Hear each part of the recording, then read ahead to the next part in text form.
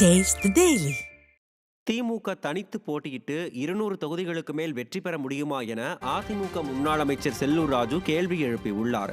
மதுரையில் செய்தியாளர்களை சந்தித்த அவர், இந்த ஆண்டின் சிறந்த நகைச்சுவை திமுக வரும் தேர்தலில் 200 தொகுதிகளுக்கு மேல் வெற்றி பெறுவோம் என்பதே என விமர்சித்தார். மேலும் அரசு பள்ளி ஆசிரியர்கள், அங்கன்வாடி பணியாளர்கள், சுகாதார பணியாளர்கள் என்று பல அரசு ஊழியர்களின் நம்பிக்கையை திமுக அரசு இழந்துவிட்டது எனவும் கூறினார்.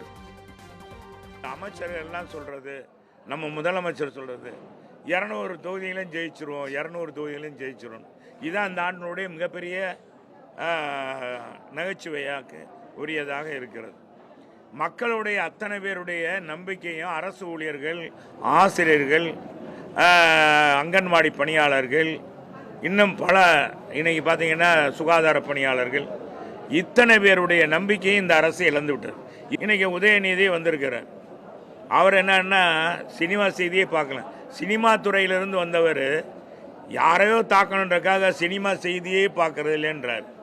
எவ்வளோ வேடிக்கையான ஒரு வினோதமானது. நம்ம சேகர்பாபு சொல்லிட்டார், உருப்படி போய் 234. நான் சவால் விடுறேன், திமுக தனித்து நிற்க தயாரா? 234 தொகுதியில்